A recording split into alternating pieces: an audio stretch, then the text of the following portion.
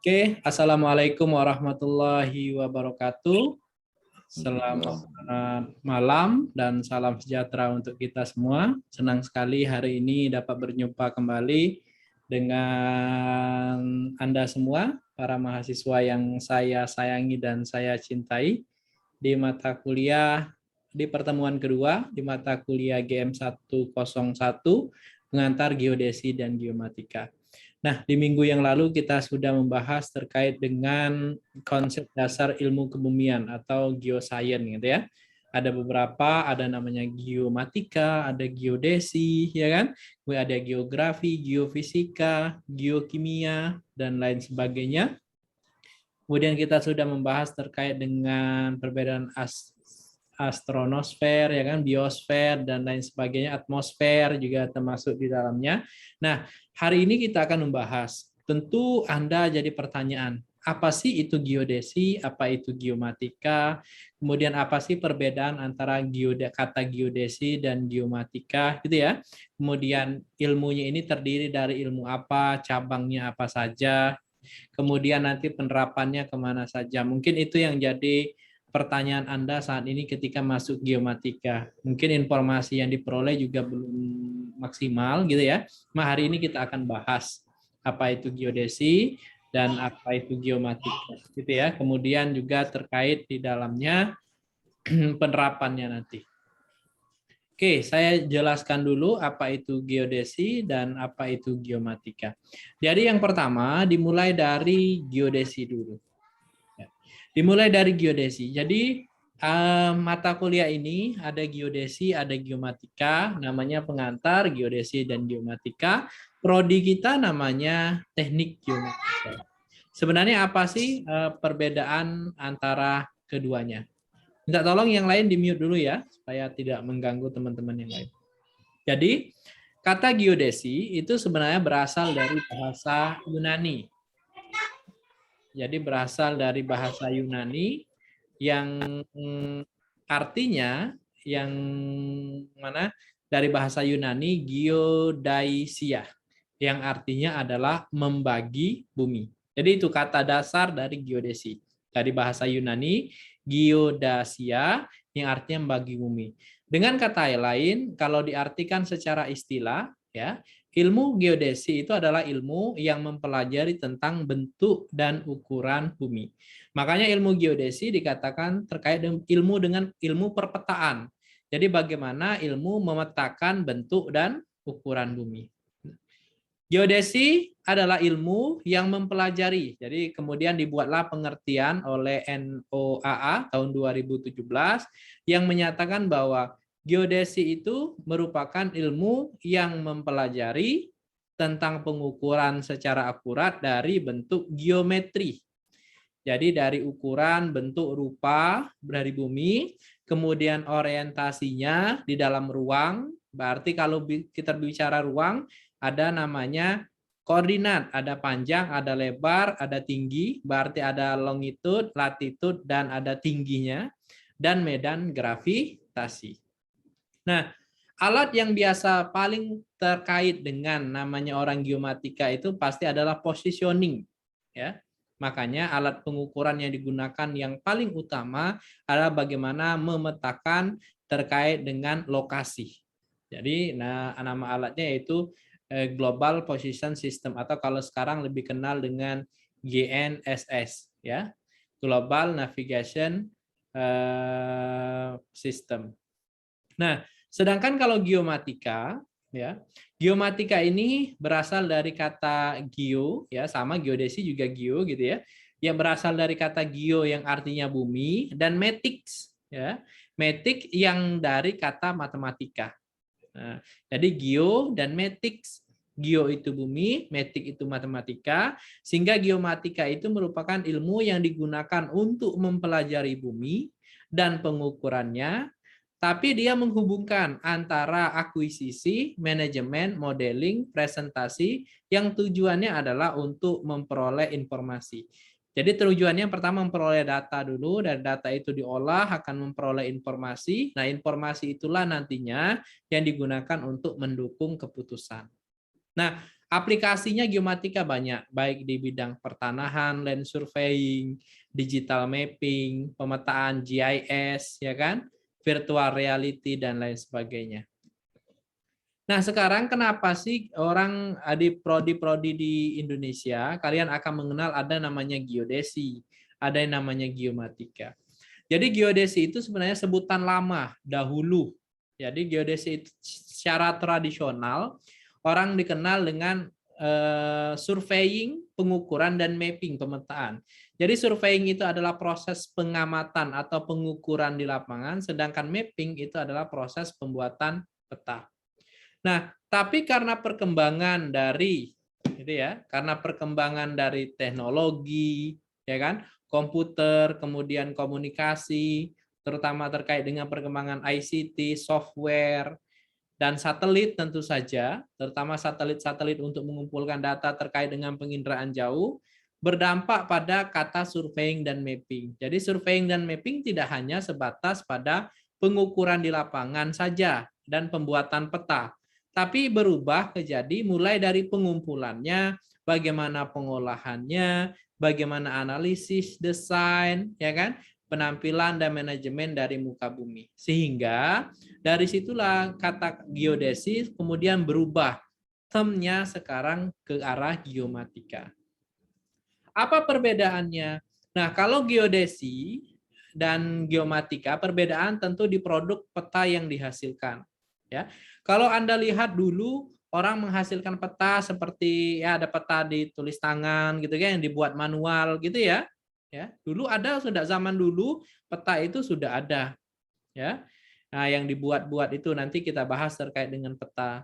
Nah, kalau geodesi itu lebih condong dia dalam membuat petanya dengan menggunakan pendekatan manual. Ya. Dengan pendekatan manual dengan membuat baik pakai tangan ataupun pakai software tapi software yang masih lama. Tapi kalau geomatika ya, jadi kalau geodesi tadi produknya yang dihasilkan dia lebih ke manual gitu ya. Prosesnya sama, pengukurannya sama-sama ya dan alatnya juga sama. Tapi kalau geomatika dalam menghasilkan petanya dia menggunakan pendekatan teknologi atau pengembangan ICT atau ada yang disebut dengan digitalisasi pemetaan. Bahkan di geomatika itu bisa menghasilkan yang disebut dengan aplikasi atau sistem yang berbasis GIS. Kalau teman-teman tahu Gojek, ya kan Gokar, itu sebenarnya aplikasi yang berbasis georeferensi, artinya berbasis lokasi. Sebenarnya itu adalah dihasilkan dari geomatika. Orang Gojek tahu jalan, Google Map itu kan dipetakan dahulu. Ya. Google Map itu tahu misalkan bisa foto suatu wilayah, kan itu kan ada orang yang memetakannya. Dia jalan kemudian diambil gambar sehingga kita kalau kalian lihat bisa menggambari suatu daerah itu berapa tahun sebelumnya. Ya, kalau buka Google Map. Nah, itu. Jadi geomatika termnya berubah dari geodesi. Kalau geodesi pendekatan produknya manual, ya. Tapi kalau geomatika, dia juga melakukan pengukuran pengamatan di lapangan, tapi produk yang dihasilkannya sudah melakukan pendekatan teknologi baik softwarenya, ya, maupun penyimpanannya, peta yang dihasilkannya sudah dimasukkan dalam web, kan ada WebGIS, maupun sekarang sudah bergerak menghasilkan aplikasi berorientasi pada georeferensi atau berbasis lokasi atau GIS sekarang dikenal. Itu perbedaannya. Nah, kalau setelah kalian memahami apa itu geodesi, apa itu geomatika, sekarang apa sih sebenarnya pengertian fix dari geomatika itu sendiri? Jadi menurut Canadian Institute of Surveying and Mapping, jadi ini adalah sebuah institut yang fokus kepada survei dan pemetaan. Di sini dibuat pengertian bahwa yang disebut dengan geomatika itu sebenarnya adalah suatu science. Science berarti ilmu, mempelajari metode-metode, ya, mempelajari pengetahuan konsep dan teknologi. Kalau teknologi berarti mempelajari tentang teknologi terkini, bagaimana softwarenya, bagaimana peralatannya, baik peralatan di bidang survei terestris, peralatan di bidang hidrografi, peralatan di bidang penginderaan jauh, kartografi, dan lain sebagainya yang terkini. Jadi, sains dan teknologi yang mempelajari tentang pengukuran objek-objek di muka bumi. Apa aja objeknya, baik objek yang alami, misalkan kayak sungai, pohon, ataupun objek yang buatan, misalkan gedung gitu ya, itu objek yang buatan, kemudian dan lain sebagainya, yang melibatkan pemakaian komputer, tentu saja, dan teknologi komunikasi informasi dalam proses pengumpulan, pengolahan dan analisis, penggambaran, penyimpanan, manajemen, distribusi, yang tujuannya nanti adalah orang geomatika itu ingin mendukung untuk mengambil keputusan. Contoh, kamu melakukan pemetaan pesisir untuk mengetahui kondisi tanah di sana. Sebenarnya untuk apa melakukan pemetaan pesisir? Ya, untuk mengetahui zonasi atau wilayah tersebut. Tujuannya sebenarnya adalah ingin tahu kalau saya nanti bangunan resort atau bangunan gedung yang bertingkat 10 tingkat, 20 tingkat, 30 tingkat, kuat nggak tanah itu untuk menopang bangunan yang saya buat? Nanti jangan-jangan roboh, jangan-jangan ada air di dalamnya, air tanah, yang menyebabkan bangunan saya nggak kuat dengan kondisi tanah, topografi, ya dan lain sebagainya itu. Nah, itulah peran orang geomatika di awal untuk menentukan kelayakan suatu daerah. Contoh lagi, ketika kita mau membangun pelabuhan. Ketika mau membangun pelabuhan, kan lalu ditinjau aspek oceanografinya, hidrooceanografinya, topografinya, terestrisnya, ya, bagaimana pasang surutnya, gitu ya, bagaimana kedalamannya karena untuk kapal berlabuh, misalkan, bagaimana kondisi anginnya, bagaimana kondisi fasunnya, itu dikaji. Nah, yang mengkaji itu siapa? Ya orang-orang geomatika melalui konsep ilmu hidrografi. Oh, pasang surutnya sekian, pasang tertinggi sekian, pasang terendah sekian, kondisi topografi di bawahnya sekian, citra bawah dasar lautnya sekian, nanti kalau ingin buat transportasi ke darat sekian, sehingga nanti untuk mobilisasinya mudah. Nah, itu dikaji oleh orang geomatika yang nantinya bisa menentukan lokasi yang cocok, misalkan untuk membangun pelabuhan, membangun dermaga di sini, di sini, di sini. Dengan berbagai macam pertimbangan hasil kajian orang geomatika. Jadi perannya sangat besar orang geomatika. Nah, sekarang jadi pertanyaan, geomatika itu sebenarnya adalah ilmunya dari mana? Ya, ilmunya adalah ini. Yang pertama adalah ilmu matematika. Jadi mohon maaf bagi yang tidak suka matematika, matematika merupakan ilmu dasar. Karena dari matematika inilah bisa disusun konsep terkait dengan software, terkait dengan proses, tahapan, dan lain sebagainya. Ilmu dasarnya adalah matematika.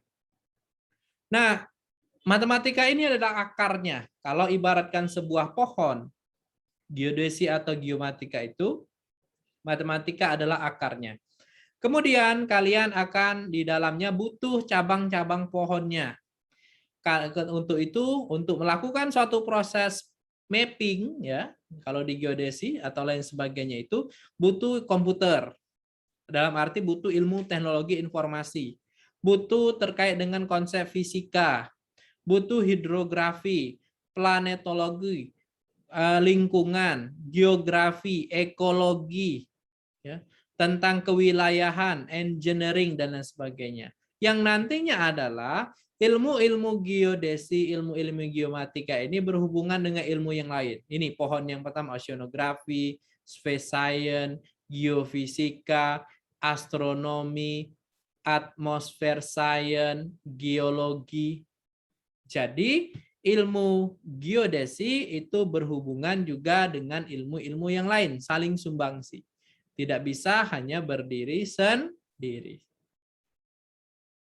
Nah, di dalam geomatika, kalian akan mengenal yang disebut dengan geospasial. Jadi geospasial itu sebenarnya adalah nama lain lah, bisa kita katakan itu dari geomatika. Nah, di dalam geospasial, kalian akan melihat ada 3 jenis ini. Ada yang disebut dengan geospasial, ada yang disebut dengan data geospasial, dan ada yang disebut dengan informasi geospasial. Geospasial biasa disingkat dengan G saja atau ruang kebumian. Data geospasial biasa disingkat dengan DG, sedangkan informasi geospasial biasa disingkat dengan IG. Apa perbedaan ketiganya?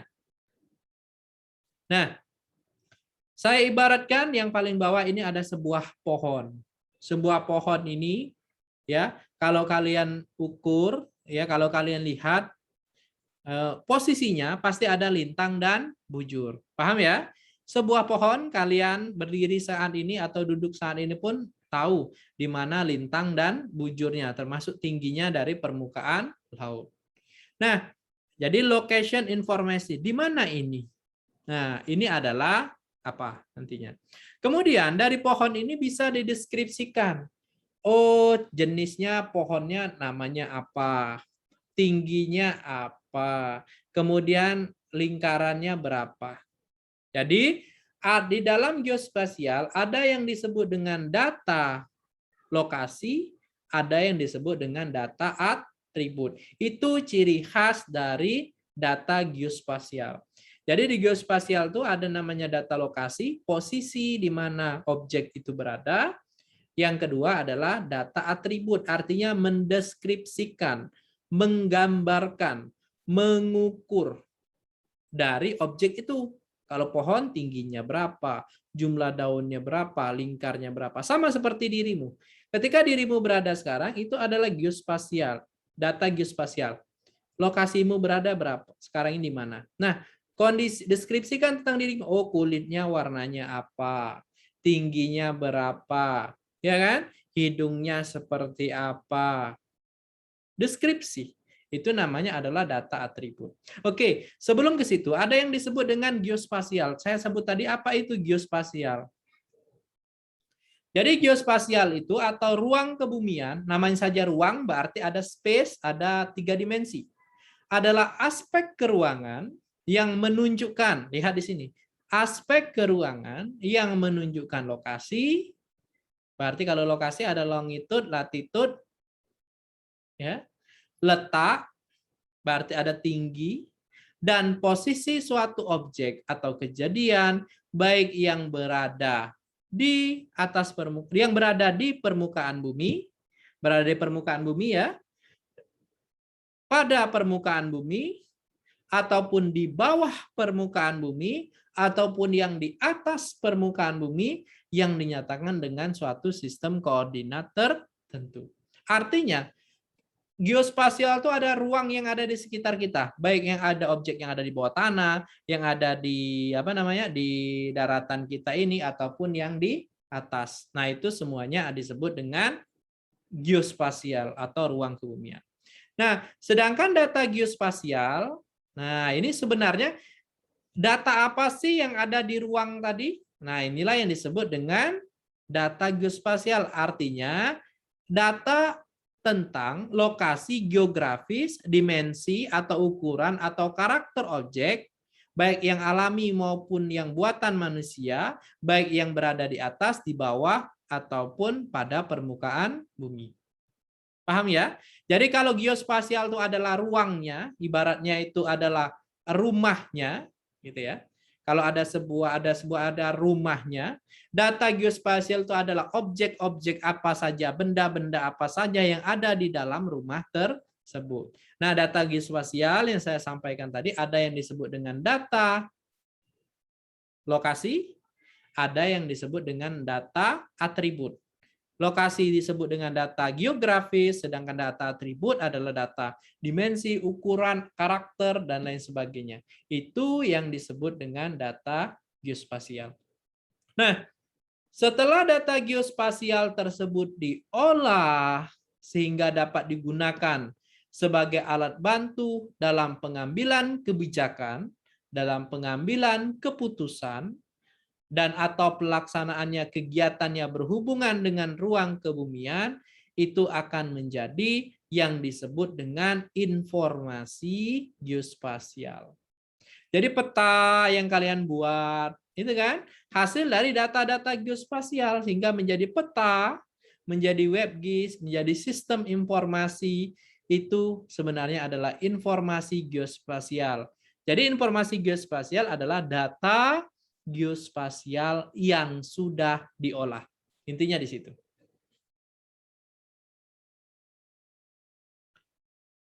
Ketika Anda sudah memahami apa itu geodesi, geomatika, perbedaan data geospasial, geospasial dan informasi geospasial, di dalam geomatika tadi saya menyebutkan bahwa ada kegiatan yang disebut dengan survei, surveying and mapping. Apa perbedaan survei dan surveyor? Jadi kalau survei itu adalah aktivitasnya, kegiatannya, sedangkan surveyor itu sebenarnya adalah orangnya. Jadi survei itu adalah kegiatan pengukuran. Itu kata kunci yang pertama. Yang disebut dengan survei adalah pengukuran. Contoh nanti minggu depan atau kapan ya, Anda akan ke lapangan, mungkin di survei hidrografi ataupun nanti di survei terestris ya, yang dasar. Kalian akan menggunakan alat total station, theodolite ya, atau GPS geodetik. Menggunakan alat itu. Nah, kalian akan diminta mengukur jarak, mengukur sudut, mengukur tinggi dengan menggunakan alat total station. Itu yang disebut dengan survei. Kegiatannya disebut dengan pengukuran. Atau juga pengamatan. Kalau mengamati, berarti kalian tidak menggunakan alat khusus, tapi menggunakan indera, mata untuk mengamati objek, pendengaran, ya, atau penciuman ya untuk mengamati hal tertentu. Jadi kalau pengukuran itu menggunakan alat untuk mencari sudut, jarak tinggi misalnya. Tapi kalau pengamatan itu kalian menggunakan indera kalian dengan menggunakan instrumen alat bantu tertentu yang tujuannya adalah untuk mendapatkan data lapangan. Nah, survei dan pemetaan ini berarti kalau biasa kita sebut survei, tapi kalau kita tambahin dengan kata pemetaan, berarti adalah kegiatan pengukuran atau pengamatan data di lapangan yang tujuannya hanya satu, yaitu ingin membuat peta, baik peta analog, peta digital, maupun menampilkannya nanti dalam bentuk GIS. Ya, ini adalah penggolongan survei ya. Nah, sedangkan kalau tadi saya sebut dengan surveyor, namanya or di situ, kalau dalam bahasa Inggris mengatakan orangnya. Jadi surveyor itu adalah orang yang memiliki profesi, jadi suatu keahlian dengan tingkat kompetensi tertentu dalam bidang survei dan pemetaan. Ya, seperti Pak Rocky misalnya, dia merupakan surveyor di bidang survei kadastral. Ya, ya. Saya survei di bidang GIS, ya, punya sertifikat kompetensinya. Ya, orang yang melakukan pengumpulan data dan memang memiliki profesi atau kompetensi di bidang itu baru disebut dengan surveyor. Nah, apa saja kompetensi surveyor? Mereka harus bisa mengumpulkan data, mengolah data, bagaimana menyajikannya dalam bentuk peta, dan ya harus analisis datanya. Ya, itu penting bagi seorang surveyor. Nah, ini ada 3 jenis surveyor menurut ISO, International Standard Organization, dan Institute of Surveyor Australia.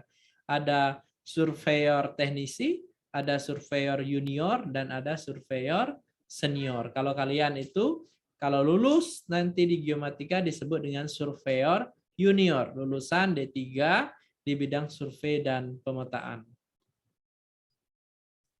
Nah, sedangkan untuk jenis pekerjaannya, surveyor sekarang terbagi ya. Jadi kita yang punya yang disebut dengan KKNI, SKKNI, Standar Kompetensi Kerja Nasional Indonesia. Nanti akan saya bahas di sini terkait dengan bidang-bidang itu. Sekarang apa sih manfaatnya kita melakukan kegiatan survei dan pemetaan? Jadi kegiatan survei dan pemetaan ini banyak manfaatnya. Ini hanya saya cuplik beberapa saja. Yang di bidang terestris nanti saya akan sampaikan di bidang SIG. Ya, yang hidro juga ada sebenarnya nanti. Di pertemuan terkait dengan hidrografi khusus akan saya bahas. Jadi manfaat pekerjaan survei dan pemetaan yang pertama tentu saja biasanya apalagi terkait dengan proyek PTSL, pendaftaran tanah sistematis lengkap, itu surveyor perannya adalah untuk mencari koordinat batas lokasi termasuk di dalamnya untuk mencari luas dari tanah. Yang kedua bisa juga untuk mengetahui beda tinggi. Contoh, ketika ingin membangun jalan. Orang membangun jalan, contoh jalan dari ke Barelang saja, itu kan tingginya beda-beda. Apakah langsung ditarik gitu? Tidak. Dicari dulu tingginya antara satu daerah dengan daerah yang lain. Dipetakan. Diukur tingginya dengan menggunakan total station. Dengan menggunakan metode tertentu. Sehingga di sini kita bisa melakukan proses pengukurannya apa. Bisa juga digunakan untuk pengukuran merencanakan bangunan. Jadi pada setiap rencana bangunan daerah, misalkan untuk pembuatan jalan, irigasi, ya, itu terlebih dahulu harus diukur dan disahkan oleh pemerintah daerah. Ataupun termasuk pada survei-survei khusus, misalkan survei titik kontrol, ya kan? Kemudian bisa survei titik kontrol ini berguna untuk membuat jaringan, misalkan jaringan monumen horizontal ataupun vertikal, ini yang berfungsi sebagai kerangka acuan ketika ingin melakukan survei di wilayah di sekitarnya. Jadi penting ini, survei titik kontrol ini bagi kita sebagai patokan, ground control point lah, ya, itu tujuannya. Pak, izin Pak. Ya, silakan. Lagi azan Pak. Ya, silakan. Makanya saya berhenti dulu, kita tunggu azan dulu ya. Ya Pak.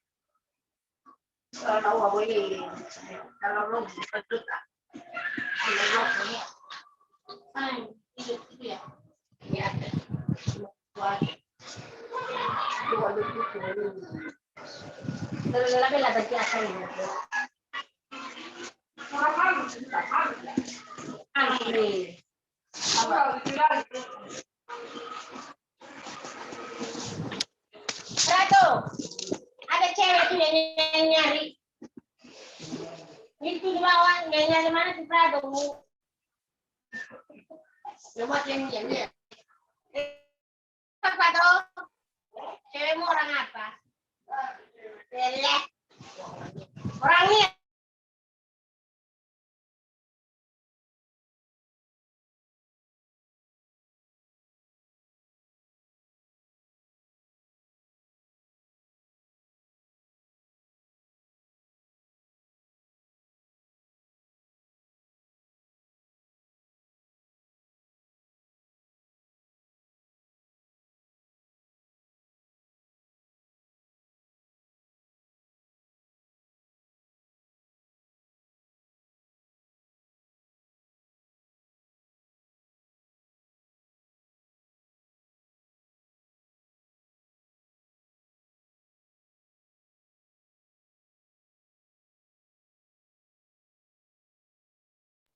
Kau cari aja.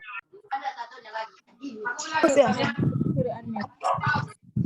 Kirain bapak kesini kemarin itu orang kerja sama bapak ya.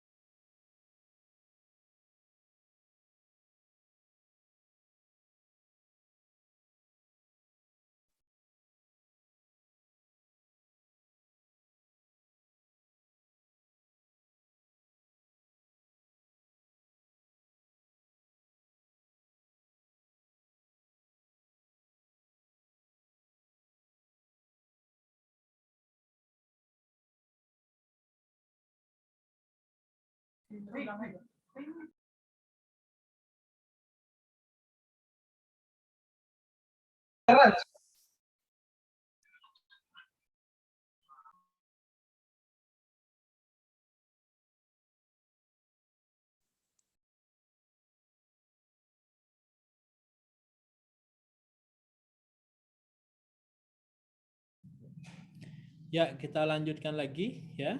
Kemudian ada lagi yang disebut dengan survei topografi. Nah, kalau survei topografi ini adalah survei yang digunakan biasanya untuk mengetahui fitur alamat atau buatan atau peningkatan informasi yang digunakan untuk pembuatan peta. Jadi survei topografi terkait dengan ketinggian biasanya kedalaman yang sama ya, makanya ditampilkan nantinya dalam bentuk peta kontur. Ataupun ada namanya survei pertanahan itu bisa juga dilakukan.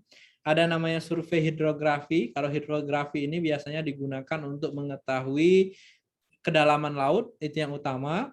Kemudian bisanya juga digunakan untuk mengetahui fitur dasar laut, garis pantai, ya kan, pemetaan dari danau, kedalaman danaunya, berapa sedimentasinya, waduk, badan air, dan lain sebagainya. Nanti menggunakan alat yang kalau di kita sudah punya yang disebut dengan multi-beam echo sounder. Atau juga survei ini bisa digunakan untuk survei keselarasan. Ya, survei ini biasanya digunakan untuk merencanakan, merancang, bahkan digunakan untuk membangun jalan raya, rel kereta api, pipa, dan proyek yang lainnya. Ya, ini banyak biasanya digunakan. Bisa juga digunakan untuk survei konstruksi. Kalau survei konstruksi biasanya memberikan garis, kelas, misalnya untuk peningkatan kontrol, posisi horizontal, dimensi, konfigurasi, termasuk di dalamnya adalah untuk operasi konstruksi. Ya, ada juga as-built survei dan masih banyak jenis-jenis survei yang lainnya. Ini beberapa contoh. Nah, yang saya sampaikan tadi adalah geomatika ini atau informasi geospasial ini sudah mempunyai yang disebut dengan SKKNI atau Standar Kompetensi Kerja Nasional Indonesia di bidang informasi geospasial. Nah, di bidang informasi geospasial tersebut ada berapa kajian? Ada 6 bidang kajian yang ada di dalam geomatika. 6 bidang kajian inilah nantinya yang akan menjadi nama mata kuliah atau kompetensi yang harus kalian kuasai. Yang pertama ada yang disebut dengan survei hidroterestris. Survei terestris adalah proses pengukuran atau pengamatan atau pengambilan data secara langsung di lapangan dengan wilayah cakupan yang detail. Jadi dia minta wilayah cakupan yang cukup sempit, tapi objek geospasialnya diminta detail, kemudian dengan menggunakan alat tertentu. Alat tertentunya total session, theodolit, GPS geodetik, dan lain sebagainya. Itu ya. Kemudian yang kedua ada yang disebut dengan hidrografi. Kalau hidrografi itu adalah proses pengumpulan data dengan menggunakan peralatan hidrografi, tapi hidrografi namanya juga adalah di laut. Jadi mengumpulkan data terkait dengan pemetaan fitur dasar laut, pemetaan kedalaman, citra datar laut, garis pantai, dan lain sebagainya. Kemudian ada namanya fotogrametri. Kalau fotogrametri itu adalah proses pengumpulan data ya dengan menggunakan data foto ya. Fotonya bisa foto udara, contohnya dengan menggunakan drone gitu ya. Itu termasuk dalamnya. Biasanya menggunakan drone atau alat yang gunakan untuk foto. Kemudian kan kalau penginderaan jauh adalah proses pengumpulan data ya dengan menggunakan citra satelit. Biasanya cakupan areanya cukup luas bahkan bisa luas ya. Dan dia bisa menggunakan yang disebut dengan datanya disebut dengan citra. Biasanya citra resolusi tinggi ya, bisa itu digunakan juga. Kemudian ada namanya kartografi ya. Kalau kartografi ini adalah proses kartografi itu seni, sains gitu ya. Jadi ada seninya juga karena dia proses penggambaran, ada seni, sains, dan teknologi tentang bagaimana cara-cara pembuatan peta. Dalam pembuatan peta itu ada kaidahnya. Makanya di kartografi harus dipelajari terkait dengan bagaimana membuat peta yang sesuai dengan kaidah kartografi. Legendanya, kemudian bagaimana bentukan judul, bagaimana lokasi penempatan, bagaimana bahkan ketika di print peta itu ukuran kertasnya seperti apa. Dan yang terakhir, ada yang disebut dengan sistem informasi geografis.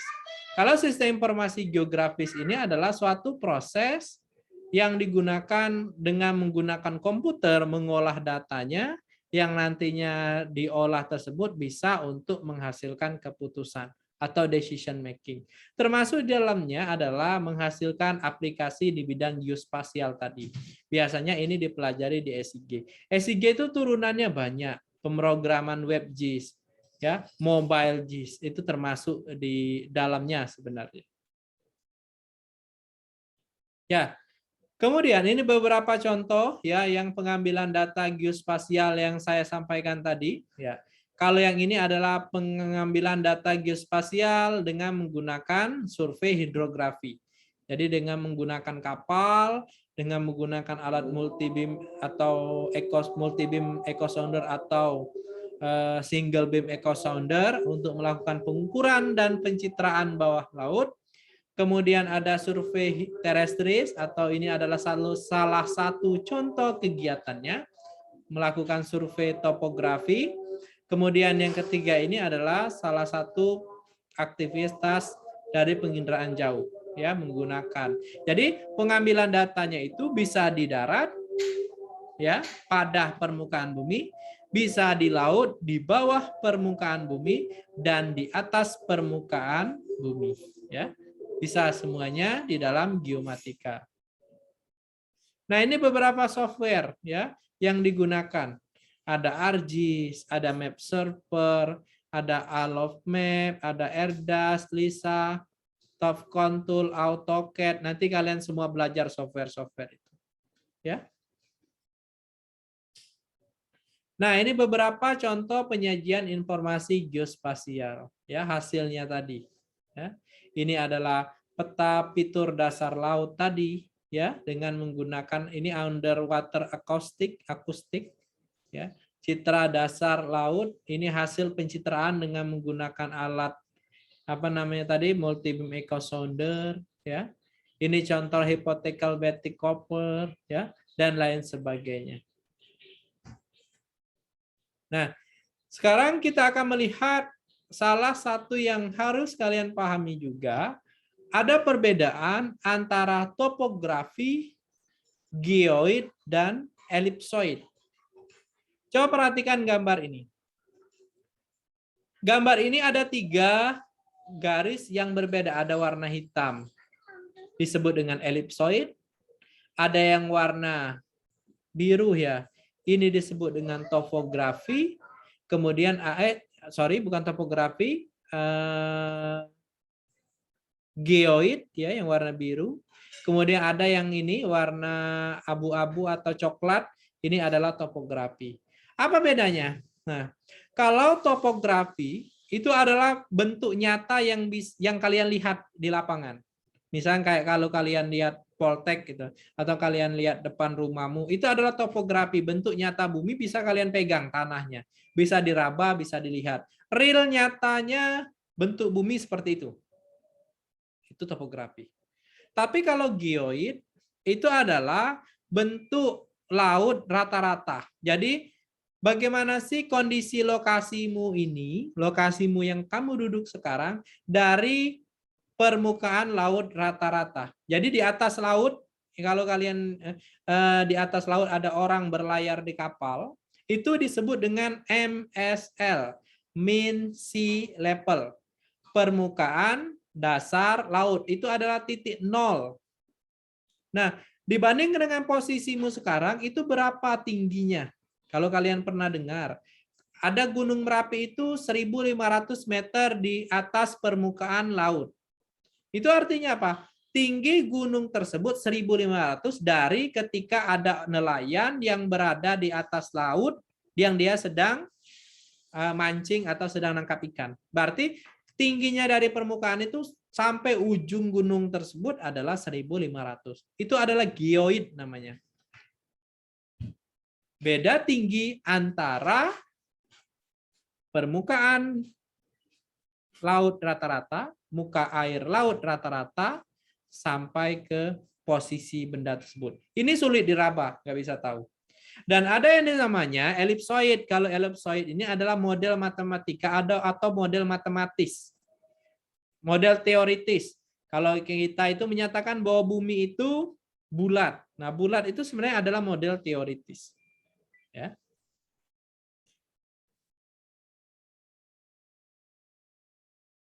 Ya, ini saya contohkan ya.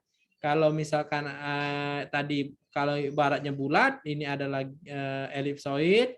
Kemudian yang biru ini adalah geoid. Geoid itu berubah-berubah, ya kan? Kalau esnya mencair gitu kan, air lautnya naik kan, geoidnya berubah.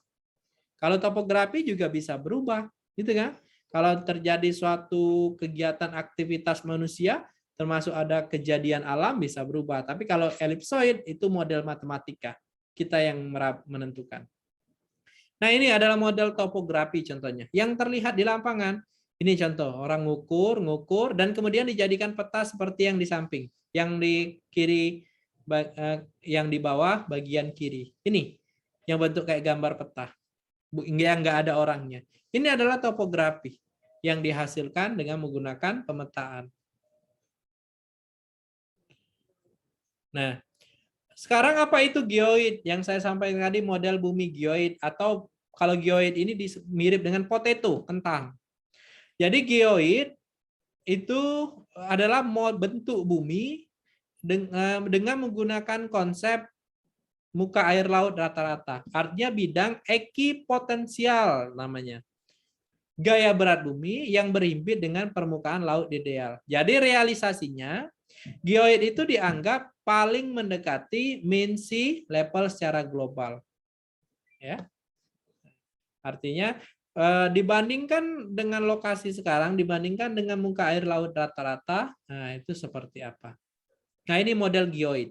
Artinya apa? Muka air laut itu di setiap daerah di benua Indonesia itu berubah beda-beda. Ini geoidnya. Berarti kalau misalkan di sini, oh tinggi air lautnya seperti ini, beda-beda. Nih, bentuknya seperti potato, iya bentuk kentang, ya kan jelas beda. Karena ketinggian air laut di Jakarta, di Australia, di mana-mana kan beda. Sedangkan kita menggambarkan bumi sebagai mean sea level. Nah, ini kalau geoid di Indonesia. Ya. Nah, kalau model bumi elipsoid berarti model bumi yang berdasarkan teoritis, model buatan manusia, model bumi normal, yang menyatakan bahwa ada kutub utara selatan, jari-jarinya 12.756. Ini yang disebut dengan elipsoid. Diameternya misalkan 12.756. Ya. Kemudian ada lagi diameter satunya, ya kan? Oke. Hal ini bisa kalian pelajari sendiri. Nah, ini adalah beberapa peran ilmu geodesi dan geomatika yang lainnya di bidang kelautan, ya. Ini misalkan untuk bina marga, sumber daya air, cipta karya, penataan ruangan. Nah, misalkan di bidang marga gunanya untuk apa? Monitoring dan kualitas jalan laut, progres pembangunan jalan, inventarisasi dan pemetaan jalan dan lain sebagainya. Ini bisa, ya. Ini beberapa bidang geomatika juga digunakan untuk pembangunan perancangan tol, pembangunan jalan. Apalagi bangun jalan harus ada geomatika. Karena untuk apa? Untuk menentukan beda tinggi. Orang bisa bangun jalan di situ. Kemudian untuk mengetahui kondisi tanah di bawahnya. Di laut ini butuh orang geomatika? Iya. Saya pernah survei, ya kan? Bahwa misalkan contoh sekarang lagi bangun jembatan antara Batam dengan Bintan. Itu disurvei di bawah ini. Yang mana kira-kira lokasinya paling cocok untuk pemasangan tiang pancang. Jangan-jangan nanti ketika dipasang, ada palung laut di bawahnya. Ngapa nih tiangnya nggak nyampe-nyampe gitu kan? Nah, ternyata palung laut. Tahu ya palung laut? Yang kedalamannya luar biasa. Sehingga dasar laut ini, dasar laut ini perlu disurvei dulu. Bawahnya itu fitur dasar lautnya seperti apa, baru kemudian siap kita pasang tiang pancang. Nah, ini sumber daya air, misalkan perencanaan irigasi, inventarisasi waduk, monitoring sumber daya, ya kan? Nah, ini misalkan ya, terkait dengan daerah aliran sungai. Kemudian juga di bidang cipta karya, ini gunanya untuk pemetaan pemukiman, baik sebaran maupun kualitasnya, kemudian untuk pemetaan infrastruktur, untuk asesmen spasial, faktor penyehatan lingkungan, dan lain sebagainya, ini juga bisa. Nah, ini bidang cipta karya, ya, ada website yang dihasilkan. Ya. Kemudian di bidang tata ruang untuk mengetahui pemetaan penutup, penggunaan lahan, skala kecil ataupun menengah, kemudian terkait dengan analisis kesesuaian penggunaan lahan dengan RT/RW. RT/RW itu ada rencana ruang rencana RT/RW, rencana ruang rencana tata kota, gitu ya. Rencana tata ruang dan rencana tata kota. Sesuai nggak? Makanya ketika orang mau bangun bangunan, hotel, atau bangun sekolah, atau bangun pabrik, tanah yang dia miliki sebenarnya peruntukannya untuk apa? Nah, mau bangun pabrik di daerah situ. Oh, lihat RT/RW di kota tersebut, di daerah tersebut dimungkinkan nggak? Oh, tidak bisa, ternyata mau bangun pabrik nggak cocok, tidak sesuai dengan RT/RW. Yang paling cocok di daerah tersebut adalah dibangun perumahan. Jadi ketika ini termasuk penguji AMDAL Kota Batam, analisis mengenai dampak lingkungan. Ketika ingin menyetujui satu bangunan atau suatu proyek untuk dibangun, kami harus melihat dulu kesesuaiannya dengan RT/RW. Bagaimana dampak lingkungannya, baik kegiatan prakonstruksi, konstruksi itu yang utama, apalagi misalkan ada kegiatan operasinya juga harus kita tinjau. Ya. Jangan sampai kegiatan dilakukan itu berdampak kepada lingkungan di sekitarnya. Nah, ini beberapa contoh bidang penataan ruang, ya kan ini. Monitoring perkembangan penggunaan lahan kawasan lindung, ya. Nah, ini terkait dengan geospasial. Nah, di kita itu sudah ada yang disebut dengan BIG, Badan Informasi Geospasial. Nah, Badan Informasi Geospasial ini sebenarnya ada perkembangan dulu dari Bokasur Tanal. Nah, cerita bagaimana dia dari dari Bokasur Tanal berubah sampai ke BIG dan sejarahnya nanti saya jelaskan di pertemuan ketiga atau keempat. Ya, ada ceritanya itu. Oke, slide saya habis. Mungkin itu yang dapat saya sampaikan pada pertemuan ini. Kalau ada pertanyaan, saya persilahkan. Monggo, silakan. Saya kasih waktu untuk bertanya. Silakan. Pak, saya bertanya, Pak. Ya, silakan. Namanya siapa? Ahmad Reza, Pak. Oke, Ahmad Reza. Silakan Ahmad Reza. Pak, jadi kan antara di darat dengan laut kan itu kan ada, Pak, yang namanya itu transportasi kapal sama pesawat nih, Pak, ya. Jadi itu untuk radar itu digunain pakai ilmu geomatika atau gimana itu, Pak, ya? Ya, radar termasuk salah satu bidang kajian di geomatika. Ya, kalau radar itu termasuk di bidang hidrografi, ya. Radar itu salah satu ketika ada orang mau survei dasar laut, mau survei apapun kan menggunakan sinyal ya. Ya. Itu salah. Jadi hidrografi, perkembangan ilmu hidrografi itu awalnya memang dari teknik perang. Dulu kan orang menggunakan sinyal itu untuk perang, para perang dunia 1 maupun pada perang dunia 2. Nah, itu salah satunya.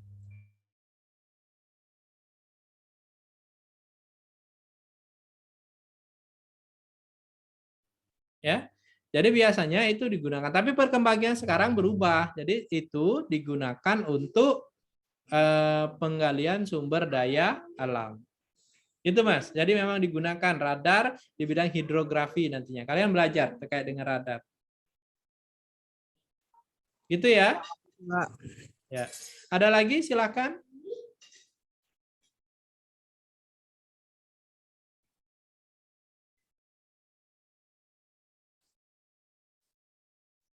Saya persilakan untuk bertanya.